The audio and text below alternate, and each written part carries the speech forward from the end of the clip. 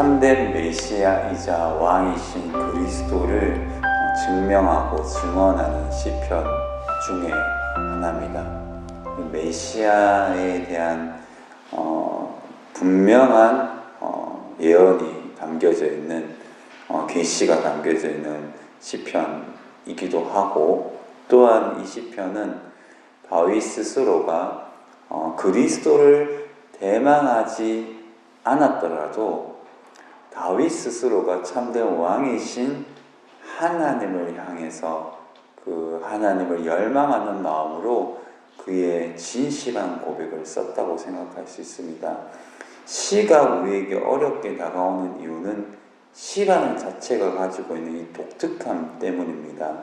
운율도 있고 상징성도 있고 자기 자신에 있는 그 다 드러난 단어보다 드러나지 않는 느낌이 있고 이야기가 있고 어떤 메시지가 있기 때문에 시라고 생각했을 때 우리가 좀 어려움을 느끼지만, 사실상 이것을 그저 단순히 하나님의 사람이었던 다윗이 또한 어떠한 저자가 자신의 인생 가운데서 가장 분명한 하나님의 왕 되심을 고백하는 고백으로 읽는다면 그닥 어렵게 느껴지지 않는 것이죠.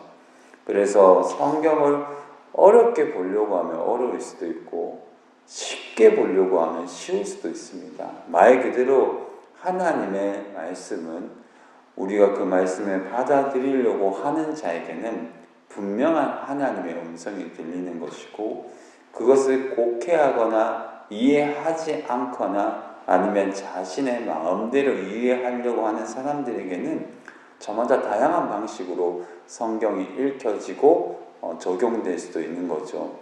여러분들은 굉장히 좀 의문점을 가지실지는 모르겠지만, 여러분들이 잘 아는 그 유명한 히틀러는 독일의 교회의 거의 99% 이상의 지지를 받으며 거의 메시아급의 추종을 받고 가장 높은 권세를 가졌던 사람입니다. 이것을 우리가 달리 생각했을 때 독일의 모든 교회들이 히틀러를 추앙하고 그가 바로 참된 하나님의 대리적 통치를 할 유일한 통치자라고 믿었다는 말이에요. 이것을 우리가 다른 관점으로 보자면 얼마나 사람들은 자신의 마음에 맞게 진리를 포장할 수 있는지를 분명히 우리가 느낄 수가 있는 거죠. 그 모든 교회들이 히틀러에게 너는 참된 왕이다. 히틀러 당신만이 이 게르만 민족을 구원할 수 있다.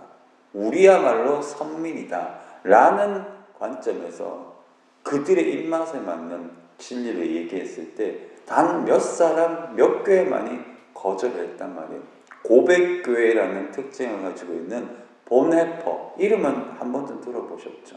히틀러를 암살하려고 할 만큼 저돌적이게 저항했던 위대한 하나님의 사람이자 순교자였던 본헤퍼의 몇 교회 아니고 몇 사람 아니고서는 다 히틀러 편을 들었단 말이에요. 그래서 여러분, 잘 되는 곳이 다 답이 아닐 수도 있습니다.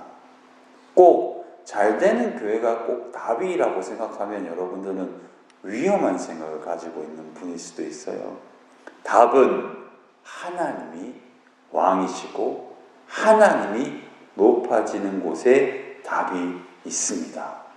교회가 많이 모인다고, 미디어가 넘친다고 거기에서 뭔가 대단한 것이 있다고 생각할 수도 있겠지만, 반대로 하나님이 찾으시는 교회는 오히려 저 시골 손구석에 이름도 빛도 없이 한 영혼을 붙잡고 설교하고 하나님을 향하여 열망하면서 예배하며 기도하고 이 나라 이 백성 그 지역사회를 위해서 눈물 흘리는 통회하는 권사님, 장로님, 목사님을 통하여 이 시대가 여전히 너가 빛이라고 말할 수 있다는 것은 목사로서 저는 그 유념을 꼭 해야 된다고 생각합니다.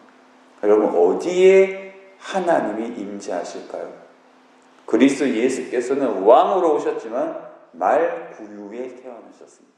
그리스도께서 임재하시는 곳은 우리가 기대하는 곳이 아니라 그리스도께서 계신 곳이 그리스도께서 계신 곳입니다. 진리가 있는 곳, 하나님이 왕으로 드러나는 곳, 그곳이 하나님이 계신 곳입니다. 저는 우리 교회가 그런 교회 되기를 간절히 소망해 봅니다. 여러분들이 그런 사람이 되기를 소망해 봅니다. 말 한마디도 행동 하나도 정말 진실하기를 두려워하지 않고 온전하기를 두려워하지 않을 뿐만 아니라 스스로가 가지고 있었던 모든 왕권을 내려놓고 오늘 시편을 읽어보면 그런 느낌을 받죠. 1절에 어찌하여 이방 나라들이 분노하며 민족들이 헛된 일을 꾸미는가. 2절을 볼까요? 세상의 군왕들이 나서며 관들이 서로 깨하기를 누구를? 여호와와 그의 기름 부음 받은 자를 대적하며 우리가 그들의 맨 것을 끊고 그의 결벽을 벗어버리지 않은 자. 이 말의 뜻은 하나님이 왕이라는 선포와 하나님의 세상의 주인으로 오셨다는 그 현실과 여전히 하나님은 만물 가운데 으뜸이시고 모든 것을 섭리하신다는 그 진리를 세상은 다 좋아한가 좋아하지 않는다? 좋아하지 않아요. 세상은 적극적으로 하나님을 미워할 뿐만 아니라 하나님이 왕이시다라고 얘기하는 곳에서 많은 어둠들은 나는 너의 하나님의 왕됨을 하나님이 지도하시고 인도하시는 것을 뭐한다? 거절한다. 거부한다. 공격적으로 그것을 밀어내려고 하는 거죠. 그래서 그리스도가 통치하시는 곳에서 빛이 임하지만 그 빛이 임하는 곳에 오히려 더 많은 뭐가 있다? 저항이 있는 겁니다. 진리가 생성되고 진리가 선포되고 그리스도의 몸된 교회가 하나님의 영광을 위해서 살려고 몸부림칠 때 좋은 일도 있지만 어려운 일이 있을 수밖에 없는 이유는 뭘까요? 왜냐? 어둠은 빛을 싫어하기 때문입니다.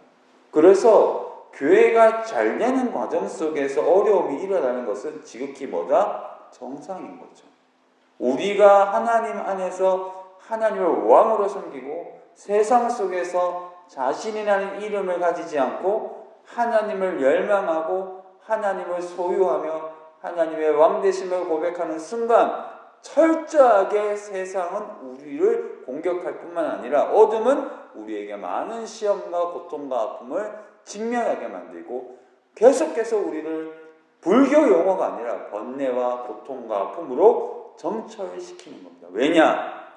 그리스도가 왕으로 임재하는 순간 계속해서 우리는 그리스도의 지배를 받게 되기 때문에 교회와 한 개인과 국가와 모든 공동체에서 하나님이 기뻐하시는 대로 움직이려면 결국 우리 안에서는 수많은 어려움과 아픔 속에서 성숙을 경험할 수밖에 없기 때문입니다.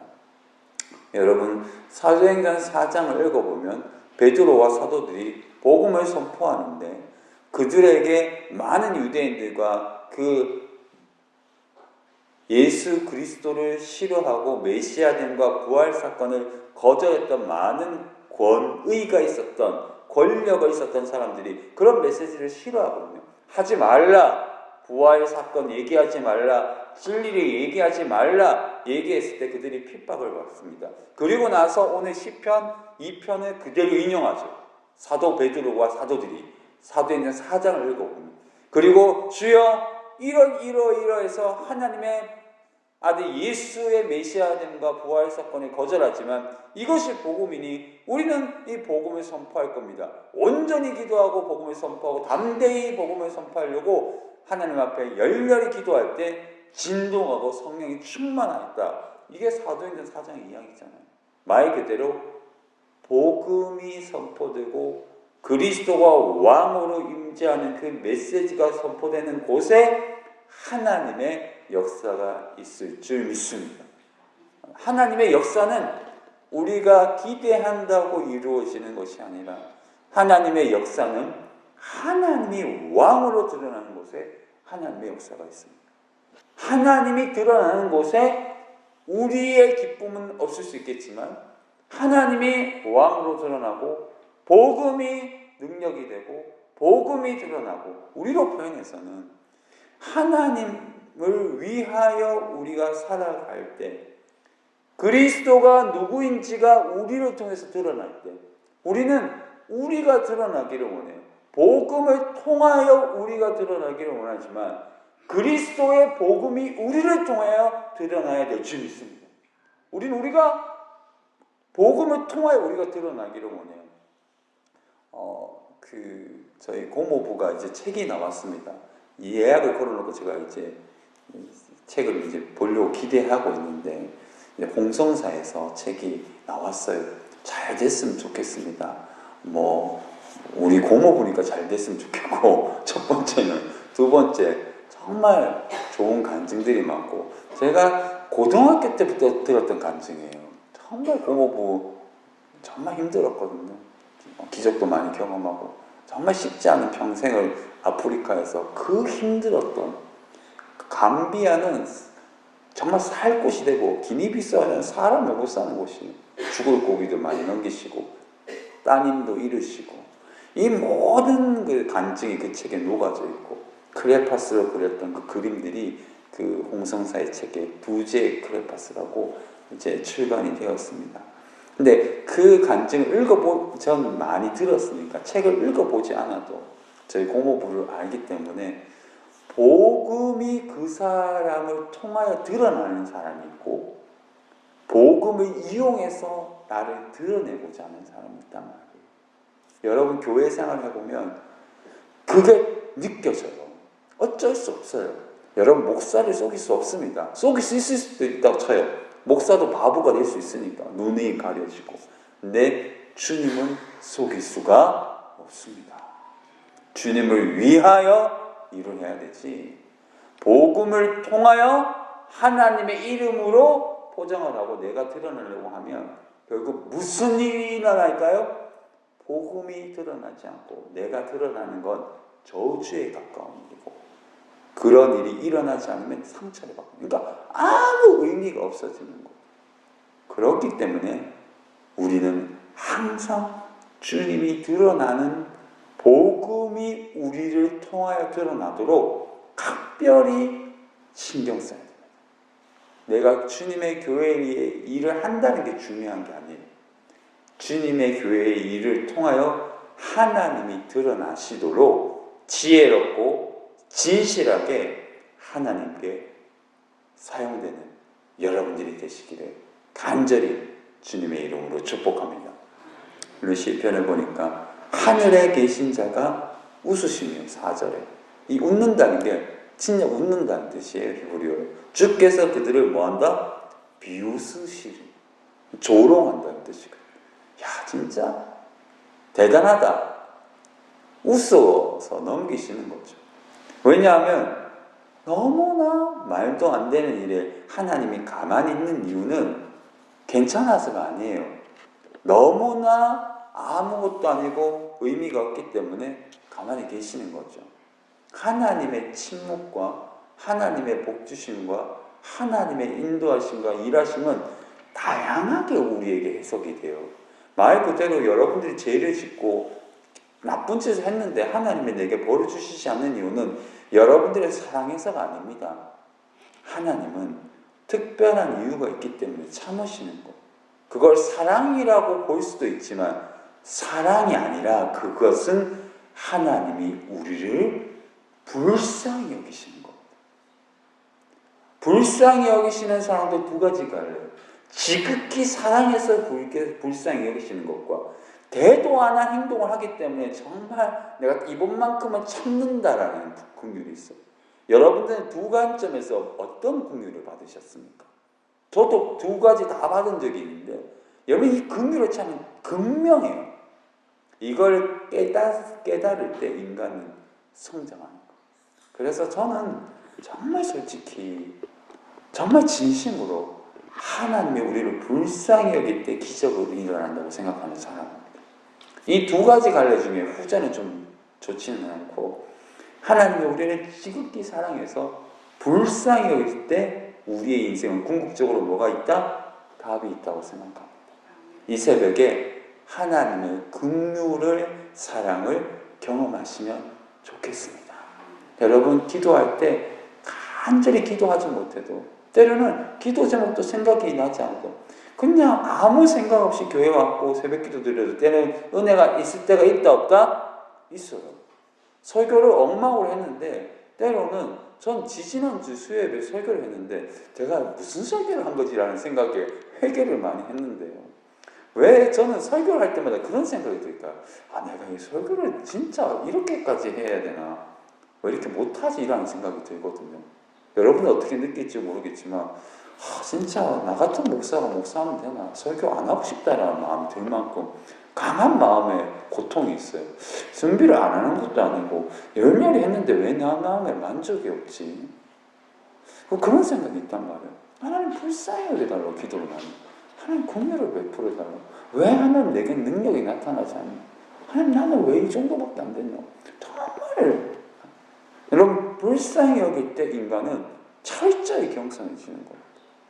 그렇다고 저한테 뭐라 하는 사람은 없지만 여러분 오늘 시편에서 예수 그리스도의 메시아됨이 드러나요. 다윗은 몰랐지만 표현이 돼요. 여기에 보면 이렇게 나오죠.